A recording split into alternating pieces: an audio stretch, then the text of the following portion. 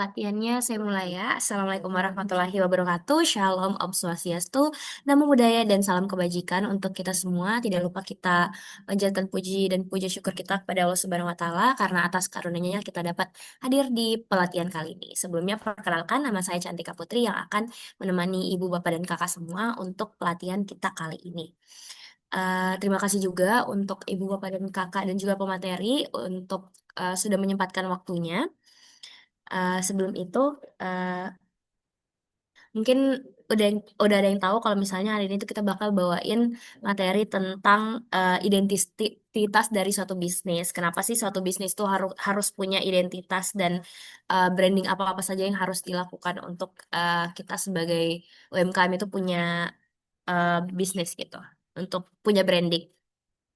Nah, sebelum itu juga perlu juga dipaparkan untuk peraturan pelatihannya. Yang pertama adalah untuk mengikuti pelatihan hingga akhir dan juga untuk aktif dalam pelatihan. Baik, jika ada yang ditanyakan bisa segera mengangkat tangan dan juga nanti dipersilakan oleh. Oke, sekarang saya perkenalkan untuk narasumber kali ini itu ada Kak Queen. Oke, jadi untuk Kak Queen saya persilakan. Baik, terima kasih Kak Cantika. Sebenarnya perkenalkan dulu, eh, saya Queen Renka Delova.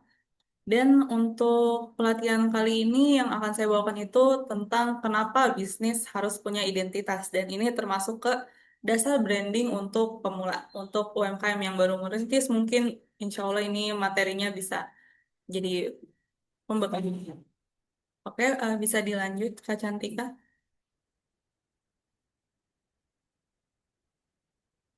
Ya, dilanjut. Jadi yang pertama itu ada branding. Di sini saya tulis branding sama dengan kesan. Jadi branding itu bukan sekedar logo ataupun bisa orang lain kayaknya pernah dengar branding itu kemasan itu bukan, tapi branding itu adalah kesan. Nah, kesan ini tentang bisnis kamu yang nempel di kepala orang setelah mereka lihat ataupun dengar ataupun juga pas beli produk kamu. Nah, branding itu kayak gimana bisnis kamu bisa dikenal, terus diingat dan juga dirasain sama orang. Contoh sederhananya tuh eh, bisa kebayang. Jadi kayak coba bayangin ada dua produk yang sama, misal sama-sama kopi gitu. Nah, harganya ini mirip, rasanya juga oke, tapi yang satunya ini cara ngomongnya ramah, terus packagingnya juga rapi, Instagramnya pun untuk promosi-promosi produknya konsisten gitu, mau brandingnya seperti apa. Terus adminnya juga fast response. Terus di kopi satu lagi itu postingannya asal pas di Instagram untuk cara promosinya. Terus eh, Instagramnya juga nggak konsisten, asal balas chatnya lama, nggak menentu jamnya. Terus juga packaging seadanya gitu. Jadi kurang dilihat niat dari brandingnya. Jadi itu produknya sama tapi kesannya beda dan orang pasti milih yang kesannya lebih meyakinkan. Nah, jadi itulah yang disebut branding. Lalu ada perbedaan lagi dari produk dan bisnis. Sekarang kita bedain dulu pelan-pelan. Kayak produk itu apa yang kamu jual. Contohnya makanan, minuman, jasa, atau barang. Jadi produk itu apa? Produknya itu apanya dari produk tersebut. Dan setelah itu ada branding. Kalau branding itu alasan orang milih kamu. Jadi kayak kenapanya si produk kamu ini. Misal produk kamu ini jadi bikin mereka percaya, terus mereka jadi ingat, mereka mau beli lagi dan juga bisa direkomendasikan ke orang lain. Nah, produk bikin orang beli sekali. Tapi kalau branding bikin orang balik lagi. Produk juga bisa ditiru oleh orang lain, tapi branding itu susah ditiru. Jadi teman-teman, branding itu bukan soal mahal atau tidaknya, tapi soal pesan apa yang mau kamu tinggalkan. Baik, di slide selanjutnya.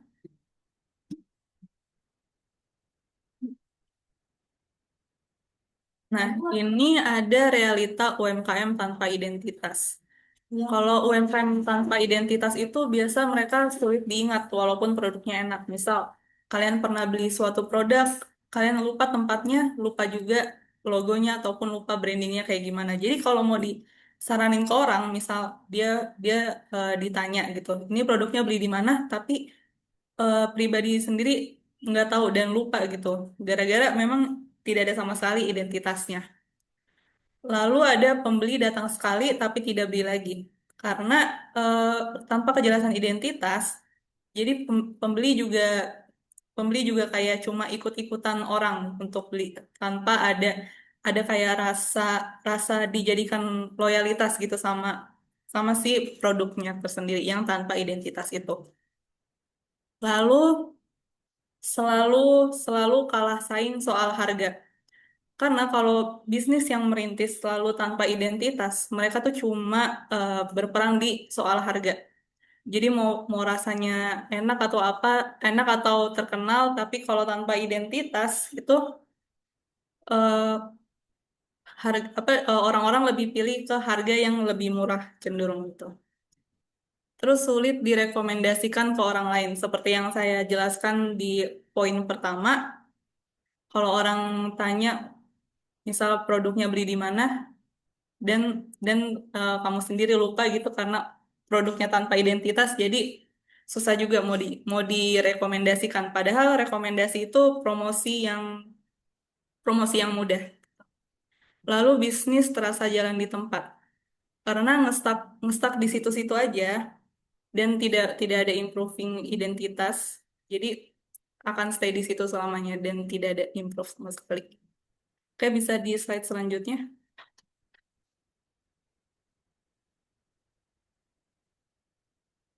Oke, sekarang apa itu identitas bisnis? Identitas bisnis itu adalah jati diri. Entah kita sadar atau tidak, masalahnya kalau kita tidak menentukan jati diri usaha kita sendiri, pasar yang akan menentukannya. Dan seringkali hasilnya enggak sesuai sama yang kita mau. Jadi apa itu jati diri usaha? Nah, jati diri usaha itu adalah kumpulan yang bikin bisnis kita dikenali, dibedakan, lalu diingat oleh pembeli. Nah, inti dari identitas ini bukan cuma soal logo atau warna, tapi tentang ciri khas yang konsisten muncul di mana-mana. Misal, jati diri membuat usaha kita dikenali. Coba bayangin pembeli lihat produk kamu sekilas, tanpa baca panjang-panjang atau tanpa mikir lama. Kalau jati diri produk itu kuat, otak mereka langsung bilang, oh ini dari brand tersebut, gitu. Lalu produk akan dikenali, bukan terkenal, tapi mudah dikenali lah gitu. Karena produk kita hampir pasti nggak sendirian di pasar, pasti ada yang mirip, sejenis, ataupun fungsinya sama. Nah, jati diri inilah yang bikin kayak kenapa harus produk kamu, bukan yang lain. Beda itu bukan berarti aneh, tapi jelas posisinya. Nah, karena jati diri membuat usaha kita diingat, biasa orang lupa produk itu wajar, tapi kalau orang selalu lupa sama usaha kita, itu masalah. Yang bikin diingat itu bukan cuma rasa, harga, atau promo, tapi cerita, konsistensi, ciri-ciri yang khas jati diri adalah alasan usaha kamu nempel di ingatan. Jadi jati diri usaha bukan untuk semua orang, tapi untuk orang yang tepat. Nah, lebih baik dikenal oleh sedikit orang dengan jelas daripada dikenal banyak orang tapi samar-samar. Oke, di next slide. Nah, sekarang dari contoh kedua sabun ini, ada sabun Lux, ada juga sabun Dettol. Di sabun Lux ini warnanya tuh dominan lembut, ada ungu, pink, emas, dan juga desain kemasannya halus dan elegan. Bahasa komunikasinya lembut dan classy, dan mempunyai tagline Play with Beauty. Kalau kalian pernah lihat iklannya gitu di televisi ataupun di di apa kayak billboard gitu, pasti yang jadi model brand Lux ini perempuan karena memang brandingnya itu tentang merawat diri. Nah, sedangkan yang Dettol logonya itu tegas dengan simbol perlindungan, terus desain kemasannya juga simple dan rapi, bahasanya juga yang dipakai itu informatif. Tagline-nya juga perlindungan terpercaya. Jadi langsung straight to the point, ini sabunnya tuh ngapain. Nah, kalau misal dibalik, detolnya jadi pakai warna lembut, terus halus dan elegan, jadinya bukan sabun sabun perlindungan. Begitu pula dengan Lux. Jadi itu yang menjadi identitas bisnis dan juga branding dari produk kedua sabun tersebut yang menjadi pembeda. Padahal eh, sama-sama sabun dan juga sama-sama kita pakai. Next slide. Nah, di bagian ini aku mau lurusin satu mindset yang paling sering bikin UMKM takut untuk mulai branding dan juga identitas bisnisnya. Banyak yang langsung mikir kalau branding itu mahal. Nah, branding itu sering dibayangin sebagai sesuatu yang ribet karena harus punya logo keren, desain yang profesional, terus harus foto studio, kadang harus juga di-endorse ini itu, dan akhirannya malah ngerasa belum mampu dan brandingnya jadi ditunda terus. Nah, padahal branding itu bukan soal berapa uang yang kamu keluarin, tapi seberapa jelas arah yang kamu bangun. Jadi branding dianggap mahal karena dibayangkan seperti yang saya bilang dari awal, branding sering dianggap mahal karena dibayangkan harus punya logo bagus dan kemasan mewah. Padahal branding dimulai dari keputusan. Usaha ini mau dikenal sebagai apa, melayani siapa, dan berada di posisi mana. Tanpa kejelasan itu, desain semahal apapun tidak akan punya arah. Branding yang tepat juga bukan terlihat wah, tapi yang sesuai dengan kondisi usaha kita. Nah, yang mereka mungkin nggak mahal karena tapi mudah dikenali dan itu sudah branding. Yang mahal itu bukan branding tapi ganti-ganti branding. Jadi eh, logo selalu diganti-ganti, terus cetak ulang, desain ulang, bangun ulang kepercayaan. Nah, branding yang tidak konsisten itulah yang bikin mahal. Gitu. Oke, next slide. Oke, next slide.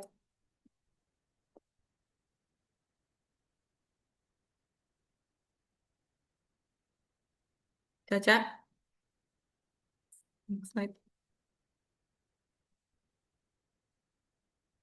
Nah, ada pula alasan penting kenapa UMKM wajib punya identitas.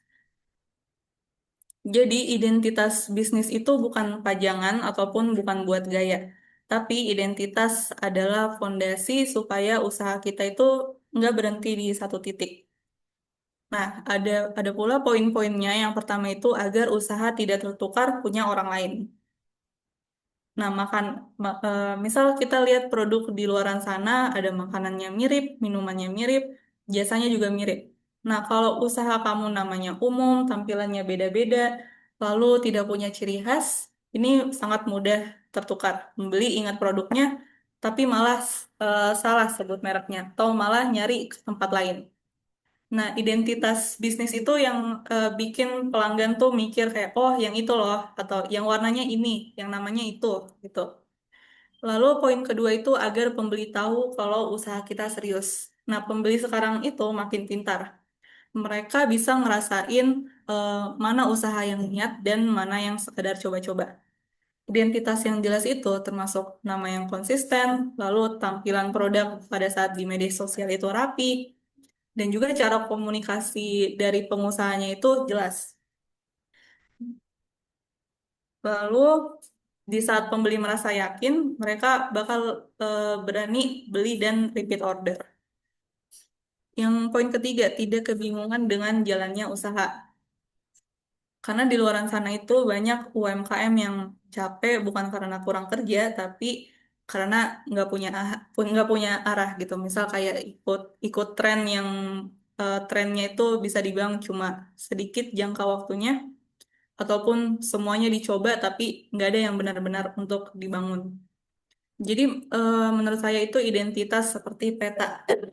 Dengan identitas, produk ini tahu mau dijual ke siapa, lalu gaya komunikasinya juga sudah ditentukan dan tahu mana yang perlu diikuti, mana yang tidak.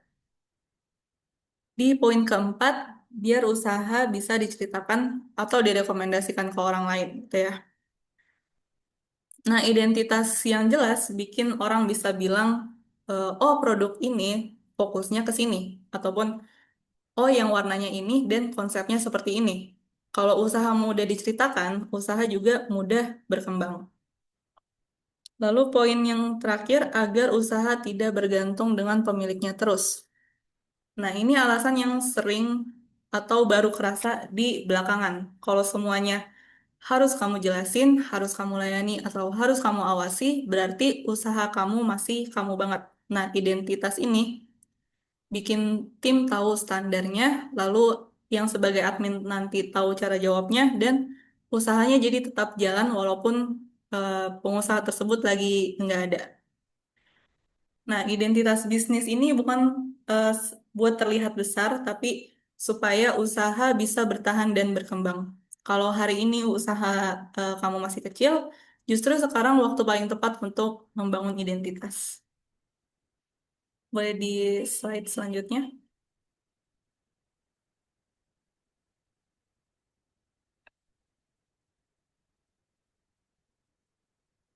Oke.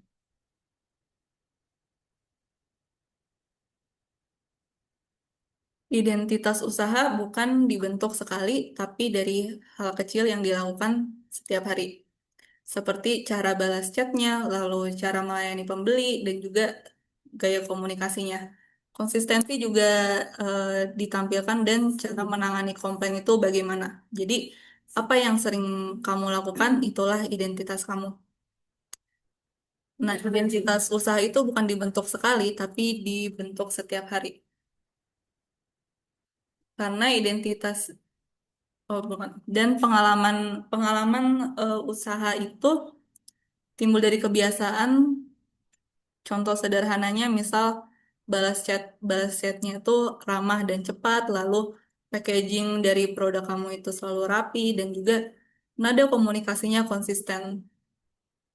Jadi pembeli itu bisa memikir kayak, oh ini brand yang rapi dan enak diajak komunikasi.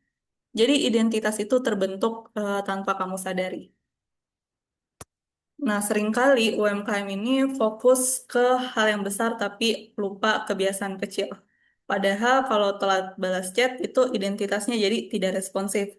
Dan juga packaging asal identitasnya dilihat jadi tidak niat. Dan gaya ngomong berubah-ubah juga identitasnya jadi tidak jelas. Nah, identitasnya tetap terbentuk mau kita sadar ataupun tidak. Lalu identitas itu dibangun dan bukan ditempel. Misal identitas itu bukan stiker, bukan tempelan juga di akhir. Jadi identitas ini hasil dari standar yang kamu pegang, kebiasaan yang kamu ulang, dan juga keputusan kecil yang konsisten. Gitu. Jadi identitas bukan dibentuk oleh niat tapi oleh kebiasaan. Apa yang kamu ulang hari ini, itulah citra usaha kamu besok. Sekian. Nah, sekarang identitas cerita. Identitas cerita bukan sekedar nama, tapi kisah di balik usaha.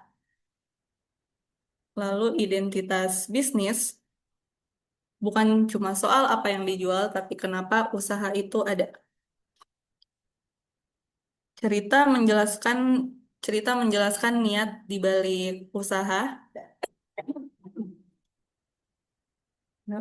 dan juga bukan ikut-ikutan atau bukan asal jualan. Orang bilangnya sekarang FOMO, dan juga dari cerita inilah pembeli mulai percaya dan merasa dekat. Contoh cerita, misal kalau kamu jadi penjualnya bisa diceritakan pada saat promosi ataupun menjual ke orang bisa diceritakan juga seperti saya mulai jual kue karena sering bikinin bekal anak. Nah, sekarang malah banyak yang pesan. Itu bisa membangun kepercayaan juga si pembeli tersebut. Jadi mereka juga percaya dengan apa yang kita jual. Oke, selanjutnya.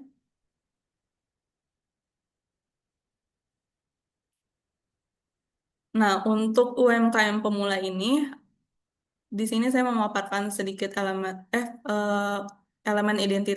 identitas. Yang pertama terdiri dari nama usaha. Nah, nama usaha ini tanda pengenal utama bisnis.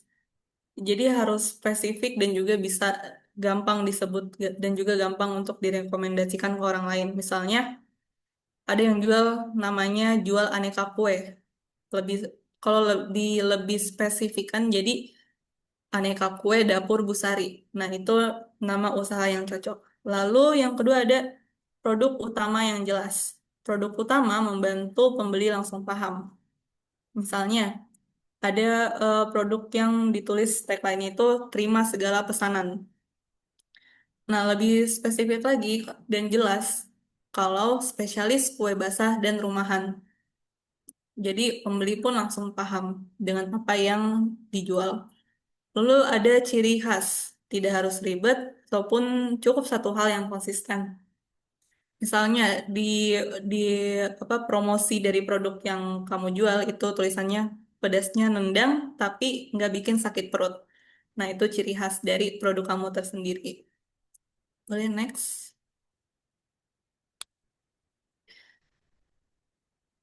Di slide sebelumnya lagi.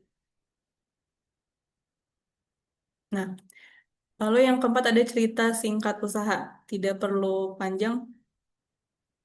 Seperti tadi, usaha ini saya mulai dari dapur rumah sambil ngurus anak. Nah, inilah alasan kenapa usaha dari kalian ini terbentuk ataupun ada.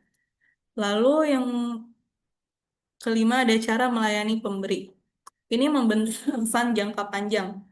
Jadi cara kalian menjawab juga itu sebagai identitasnya seperti mau dianggap formal kah atau dianggap seru sebagai admin pada saat kalian menjual ataupun mempromosi produk kalian. Jadi eh, orang-orang juga tahu kalau cara melayani cara melayani kalian itu dijawabnya sabar walaupun pembeli itu banyak tanyanya. Dan juga yang terakhir, tampilan dasarnya konsisten. Jadi tidak harus dengan desain yang mahal seperti di materi sebelumnya.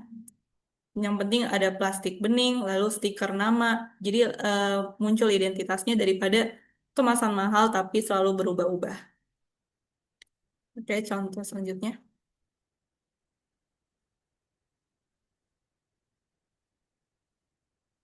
Nah, ini ada contoh identitas pada bisnis UMKM binaan Rumah BUMN BRI Makassar ya, ada dari Cang Goreng. Kalau teman-teman lihat di sini dari logonya juga sangat merepresentasikan kacang dari apa yang mereka jual.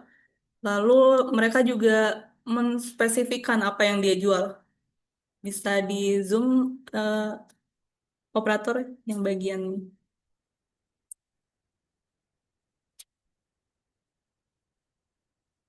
Nah, ini logonya yang bagian atasnya.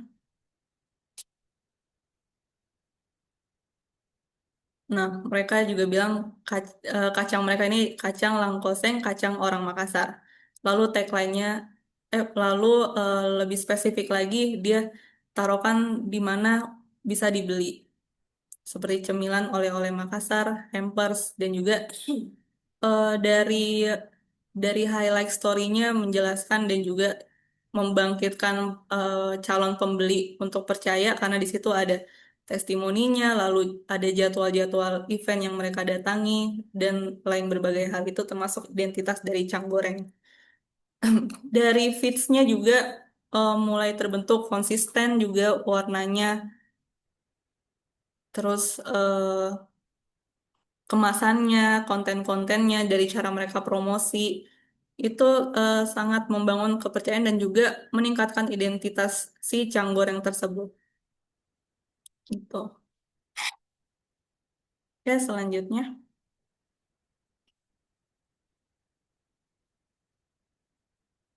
Jadi untuk merangkum semuanya, identitas bisnis itu mengenai kejelasan siapa kita, untuk siapa dan kenapa ada bisnis kamu tersebut. Bukan soal logo yang mahal, tapi keputusan yang jelas. Seperti namanya, terus fokus produknya, ciri khas, dan cara melayani sudah cukup untuk membangun identitas. Branding itu tidak harus sempurna atau mahal, yang penting dipahami pembeli dan dijalankan secara konsisten. Jadi usaha kecil pun bisa diingat asal punya identitas.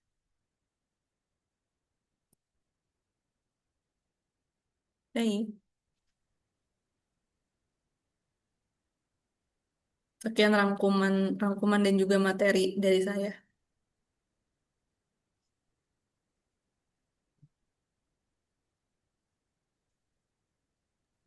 Oke, terima kasih banyak Kak Queen atas pemaparan terhadap materinya tentang branding. Sangat Insightful. Jadi untuk teman-teman yang mau bangun branding tidak perlu takut tentang kemahalan untuk bangun logo dan lain-lainnya karena bukan hanya itu yang diperlukan untuk branding, tapi eh,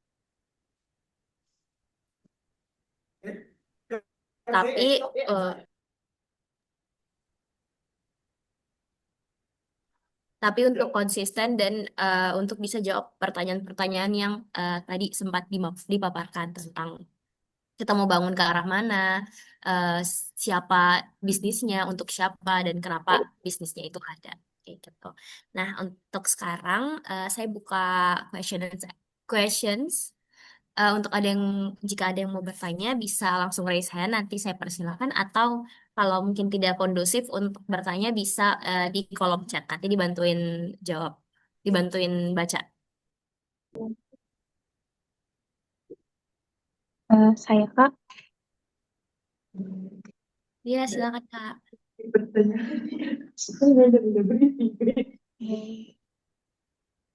terima kasih banyak atas kesempatan yang diberikan. Jadi terkait branding ini sendiri, kan kaitannya erat sekali ya dengan mindset yang dimiliki oleh pengusaha. Jadi kira-kira mungkin em, mindset apa yang paling penting dimiliki untuk UMKM pemula untuk melakukan branding yang tepat? Mungkin itu saja Kak. Oke, terima kasih untuk owner Nasi Kepal Boy. Untuk Kak Queen mungkin bisa dijawab pertanyaannya tadi tentang mindset branding apa yang paling penting sebenarnya untuk UMKM pemula itu bisa bangun. Baik, terima kasih atas antusiasnya untuk bertanya mengenai mindset branding ya, kalau nggak salah untuk UMKM pemula. Baik, menurut saya ini mindset paling penting adalah proses, jadi bukan hasil yang instan. Jadi, kalaupun kakaknya UMKM Nasi Kepal Koi masih baru merintis, itu tidak perlu takut atau tidak perlu menunggu yang sempurna, karena lebih baik mulai sesederhana mungkin, lalu bisa dievaluasi, dan juga dari hasil evaluasi itu jadi bisa dikembangkan. Nah, branding itu bukan tentang terlihat paling keren, tapi tentang punya arah dan tujuan yang jelas. Gitu. Oke, terima kasih Kak Queen. Jadi kesimpulannya jika mau mulai buat branding itu yang paling utama itu adalah untuk berani dulu dicoba karena identitas juga tidak langsung terbentuk tapi dia apa ya berkembang perlahan-lahan kayak gitu. Terima kasih banyak atas penjelasannya Kak Queen dan Kak Cantika. Yang lanjut ini ada yang bertanya di kolom chat dari Kak Nur Aisyah Hardianti katanya gimana sih menentukan branding usaha yang isinya banyak produk berbeda dalam satu toko? Oke.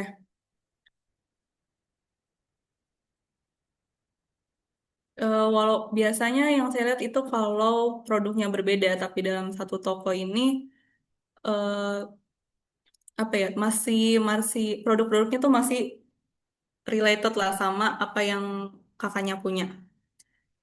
Contohnya kayak misal toko material, walaupun banyak produk-produknya, tapi tetap kesatuan toko material.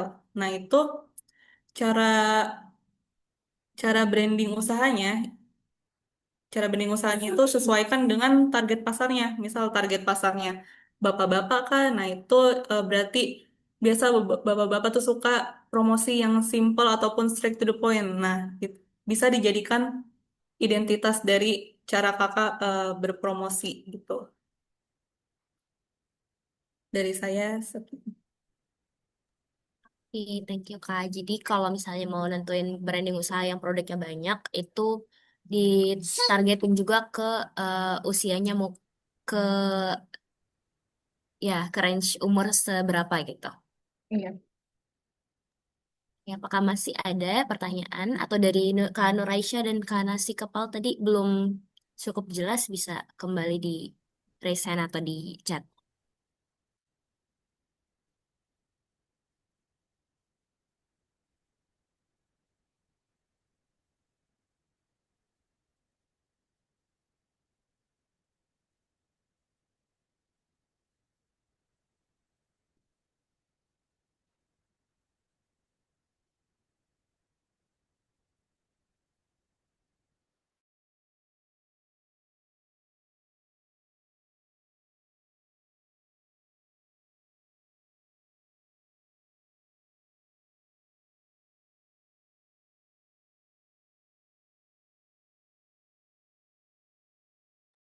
Kak masih ada? Kakak, Ibu, Bapak?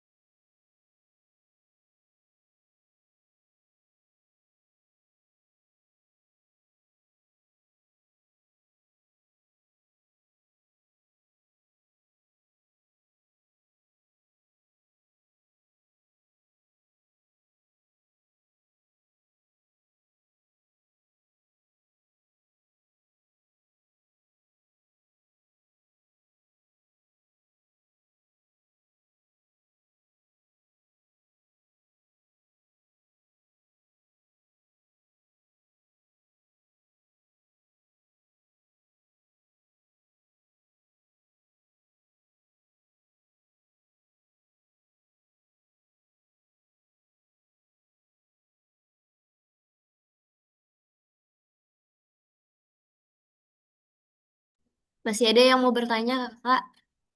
Kak, Ibu, Bapak?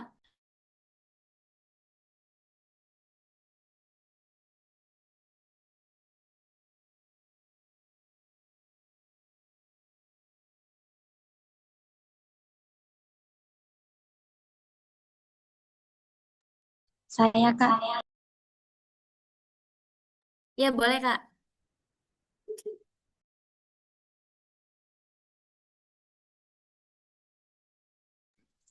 Baik, terima kasih atas kesempatan yang diberikan kepada saya.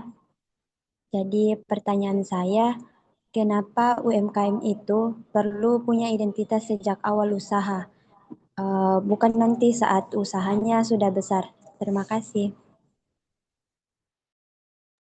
Oke, terima kasih, Kak.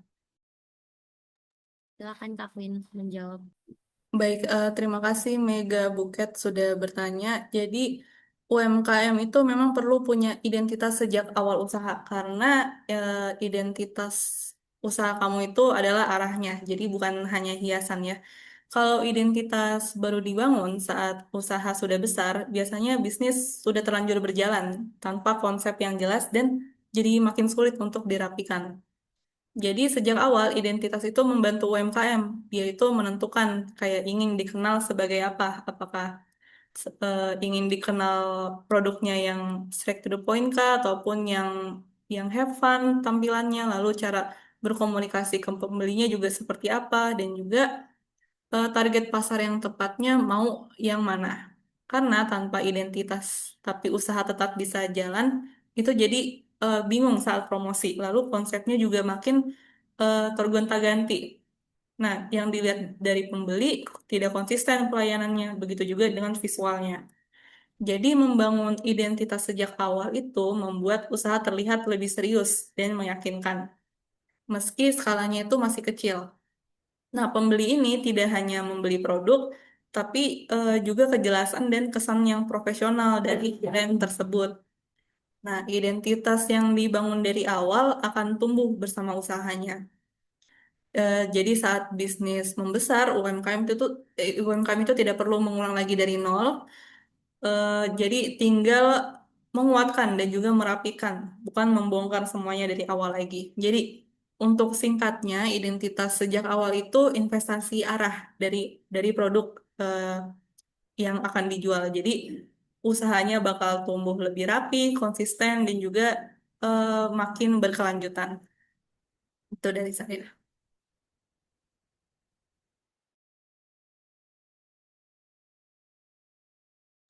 Oke, terima kasih Kak. Jadi untuk yang pengen bangun identitas bisnis bisa mulai dari sekarang, jangan nanti bisnisnya udah besar karena eh, agak susah kalau misalnya udah banyak arah brandingannya tapi nggak menentu gitu mau pastiin yang mana. Jadi bisa dipastiin dari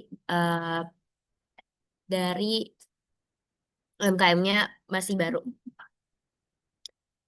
Oke, mungkin untuk sesi tanya jawabnya kita sudahi sampai sekarang. Terima kasih Kak untuk jawabannya dan juga materinya. Sekarang kita eh, sekarang kita lanjut ke pemaparan dari Divisi Community Development untuk ibu, bapak, dan kakak-kakak yang pengen pinjam coworking space dan juga pengen jadi pemateri kayak Kak Queen hari ini. Untuk itu dipersilakan.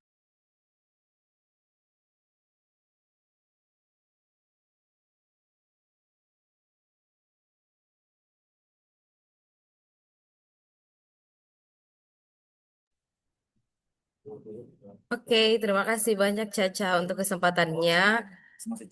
Halo Bapak Ibu semuanya, selamat siang. Saya dari Community Development, nama saya Ainis, salah satu perwakilan dari Divisi Community Development. Nah, jadi Community Development itu punya program kerja yang pertama itu syarat peminjaman coworking space. Jadi bagi Bapak Ibu ataupun kakak-kakak sekalian, kalau misalnya ada acara pertemuan, meeting, komunitasnya ataupun perusahaannya, boleh banget untuk pinjam fasilitas yang ada di rumah BUMN yaitu coworking space. Nah, tentunya ini tidak dipungut biaya apapun, tidak berlaku free, tapi ada syarat dan ketentuan yang Bapak Ibu dan kakak-kakak harus penuhi sekalian. Yang pertama, harus mengajukan surat peminjaman minimal H-3 sebelum kegiatan berlangsung. Nah, jadi Bapak, Ibu, dan kakak-kakak sekalian, kalau misalnya mau pinjam, baru wajib untuk mengirimkan surat yang ditujukan kepada CEO dari rumah BUMN itu sendiri. Nanti bakalan langsung konfirmasi sama admin. Lalu yang kedua itu jumlah pesertanya minimal 20 orang dan maksimal 30 orang. Kalau misalnya lebih dari 30 orang, it's okay, nggak apa-apa. Tapi melihat dari kapasitas ruangan itu sendiri, takutnya nanti bakalan overcrowd dan tidak kondusif untuk Bapak Ibu sekalian. Nah, yang ketiga yang paling penting wajib melakukan barter konten yaitu mengunggah dokumentasi kegiatan di Instagram komunitas ataupun personal Bapak Ibu sekalian dan tentunya di collab dengan akun Rumah BUMN. Jadi bakalan nanti dipantau dan dicek nih kira-kira Bapak dan Ibu sudah melakukan kewajiban tersebut atau tidak. Terus selanjutnya yang keempat, seluruh peserta yang akan peminjaman coworking space itu wajib memfollow akun resmi kita. Ada Instagram, TikTok, dan YouTube. Nanti bakalan dicek juga. Oke, terus selanjutnya itu setiap peserta wajib bergabung di grup UMKM. Jadi nanti ada link yang akan dikirimkan dan seluruh peserta harus wajib untuk bergabung di grup UMKM yang dipunyai oleh Rumah BUMN itu sendiri. Jadi kalau misalnya Bapak Ibu ataupun kakak-kakak sekalian berminat ataupun ingin menggunakan fasilitas coworking space, jadi fasilitasnya itu ada WiFi, ada proyektor atau LCD, terus ada AC dan meja kursi yang memuat 30 lebih orang seperti itu. Kalau misalnya Bapak Ibu sekalian mau ataupun berkenan menggunakan coworking space kita, silakan hubungi teman saya Jessie di 0821 44646363. Oke, mungkin sekali sekian untuk pemaparan dari coworking space. Selanjutnya mungkin ada pemaparan jika Bapak Ibu sekalian ingin menjadi narasumber ataupun pemateri di pelatihan kita yang seperti Kak Queen hari ini. Boleh tolong ditampilkan, Cantika?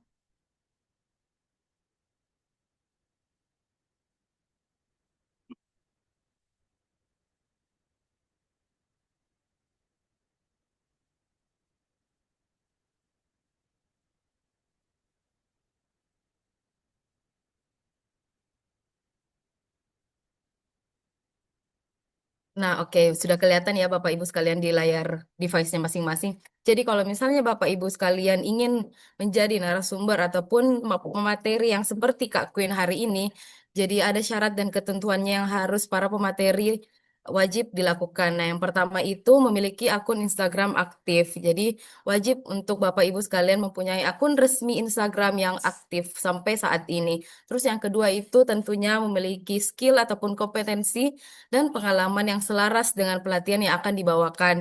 Jadi kalau misalnya Bapak Ibu punya kompetensi seperti Kak Queen yang branding konten itu boleh sekali kalau misalnya ada pengalaman yang selaras dengan pelatihan yang akan dibawakan. Tentunya juga memiliki sertifikat kompetensi dan gelar non-akademik menjadi nilai plus. Jadi itu merupakan opsional saja Bapak Ibu. Kalau misalnya Bapak Ibu tidak memiliki sertifikat ataupun gelar, it's okay, masih bisa mendaftar menjadi narasumbernya di Rumah BUMN Makassar. Terus selanjutnya yang ketiga itu melampirkan data diri berupa CV, foto formal, dan logo perusahaan dan modul pelatihan. Jadi ini yang sangat penting bagi Bapak Ibu untuk mengisi datanya sehingga publikasinya akan tetap bisa dilaksanakan sama kita. Jadi kalau misalnya Bapak Ibu sekalian tidak mengisi data diri ataupun CV, foto formal dan segala macam, itu kami tidak bisa bantu untuk publikasinya. Jadi akan kesulitan nih untuk kita bisa cek kalau misalnya bisa mau diupload di Instagram seperti itu. Terus selanjutnya yang keempat, ini juga hal yang wajib yaitu memiliki rekening BRI. Apabila mungkin Bapak Ibu semuanya belum memiliki rekening BRI, nanti bakalan dibantu untuk proses pembukaan rekening yang di Rumah BUMN Makassar. Terus yang paling terakhir, yang paling penting juga mampu menghidupkan pelatihan dengan berbagai kegiatan seperti ice breaking, diskusi forum, games, quiz, dan pretest dan post-test. Tentunya jadi kalau misalnya pelatihan itu tidak boring dan tidak kaku-kaku banget, jadi wajib melaksanakan ice breaking, diskusi, dan games. Jadi kalau misalnya Bapak Ibu berminat untuk menjadi narasumber dan punya klasifikasi yang sesuai dengan apa yang kita wajibkan, boleh sekali hubungi teman saya lagi, Jessie, di 0821 446 46363. Mungkin sekian dari saya Aini dari Community Development. Terima kasih banyak Bapak Ibu sekalian, semoga ini bermanfaat. Saya serahkan ke Cantika selaku MC. Terima kasih.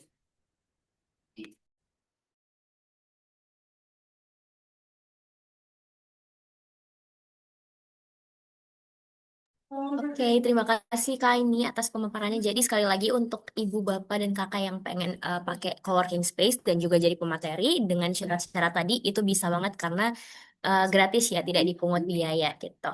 Oke, lanjut untuk pemaparan selanjutnya itu dari digital marketing untuk UMKM yang pengen di-up lagi bisnisnya. Untuk digital marketing dipersilakan. Terima kasih untuk kesempatannya. Perkenalkan nama saya Yael Tape dari Divisi Digital Marketing. Pada kesempatan kali ini, kami dari Digital Marketing akan mensosialisasikan atau memaparkan terkait dengan program-program yang ada di Digital Marketing. Mungkin saya langsung saja. Yang pertama itu ada e-katalog, di mana di sini nantinya produk UMKM akan dipromosikan melalui katalog digital dan website resmi Rumah BUMN, sehingga nantinya lebih mudah diakses dan dijangkau oleh masyarakat luas. Selanjutnya itu yang kedua ada display produk. Nantinya itu produk UMKM akan dipajang langsung di Rumah BUMN, sehingga nantinya kalau ada kunjungan atau ada pelatihan, nantinya produk-produk tersebut akan dilihat langsung oleh para pengunjung. Yang selanjutnya itu adalah branding UMKM.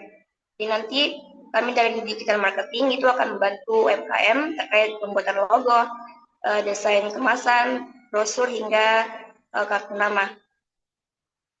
Selanjutnya itu ada review dan visit.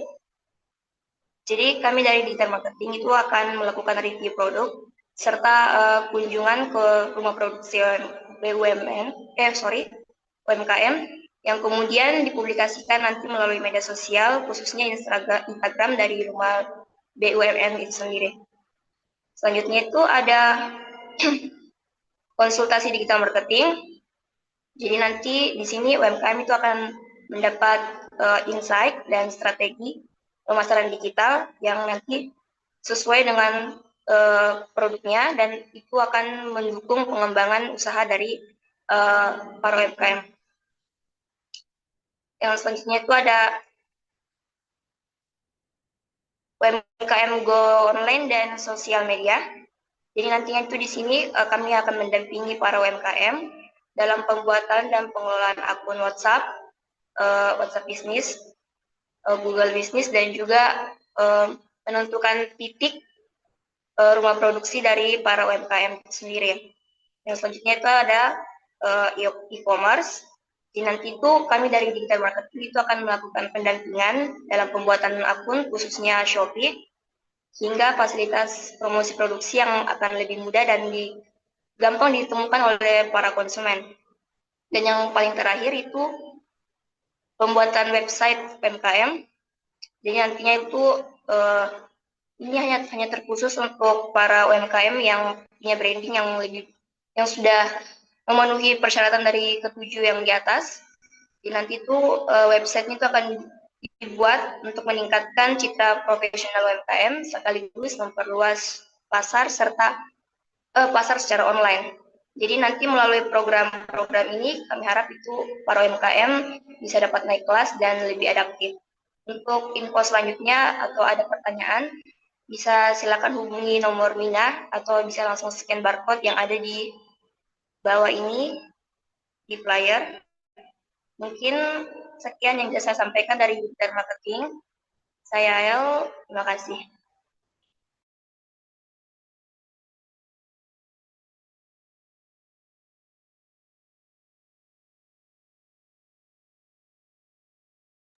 Oke, terima kasih Kak ya udah mau paparin tadi tentang digital marketing. Jadi kalau misalnya ada yang mau di-up lagi, mau dibantu didigitalisasikan bisnisnya, itu bisa tadi langsung scan QR-nya atau bisa chat ke nomor yang udah ada tadi.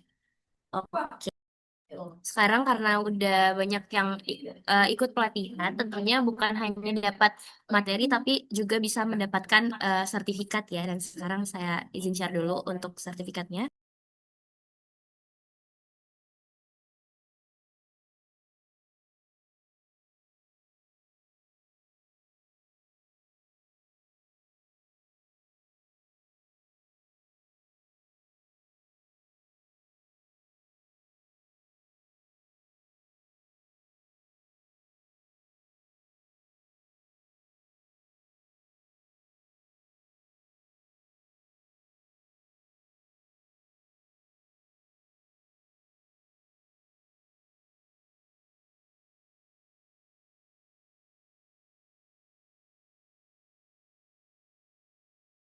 Oke, jadi untuk cara mendownload sertifikatnya itu yang pertama diakses dulu tadi link yang udah dibagi untuk daftar pelatihan.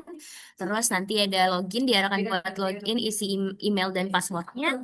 Terus lanjut ke setelah login, klik garis 3 yang di ujung atas kiri. Terus isi profile dan juga di bagian akun tuh ada sertifikat saya, diklik di sana. Terus hari ini tuh ada tentang identitas dari Queen, di situ nanti diklik langsung. Terus nanti ada survei singkat untuk mengisi tentang bagaimana pelatihan hari ini, apakah berjalan lancar ataukah ada yang uh, masih perlu lagi dikembangkan. Lalu lanjut lagi untuk mengisi redeem code. Untuk hari ini tuh redeem code-nya tuh identitas huruf besar semua. Jadi nanti kalau misalnya diminta untuk isi redeem code-nya itu isi identitas. Nah, nanti kalau udah diisi di redeem code-nya itu bakal keluar sertifikatnya sudah sama namanya juga. Gitu. Oke.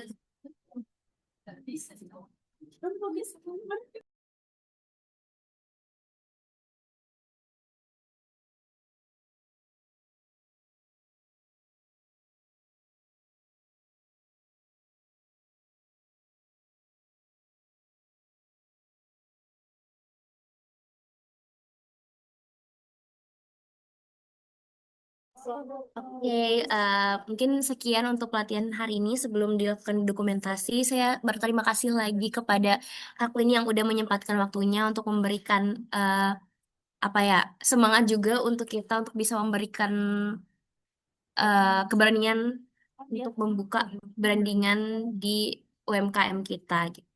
Dan juga untuk semua peserta, partisipan ibu bapak dan kakak-kakak yang udah gabung di pelatihan hari ini, terima kasih banyak. Eh, kita mungkin lanjut ke sesi selanjutnya yaitu untuk dokumentasi.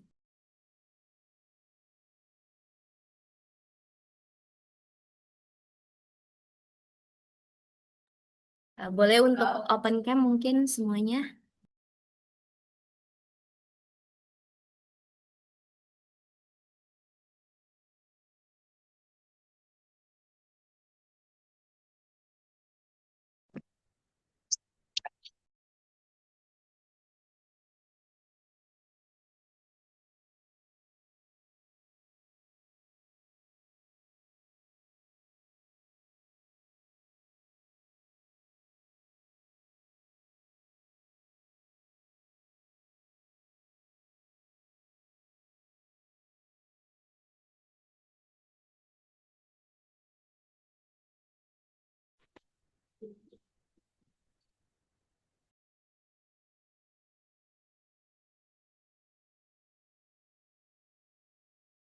Oke, kalau udah semua kita dokumentasi dulu. Untuk yang pertama bebas dulu.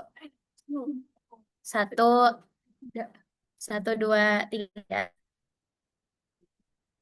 Oke, selanjutnya itu yang rumah BUMN. Rumah BUMN.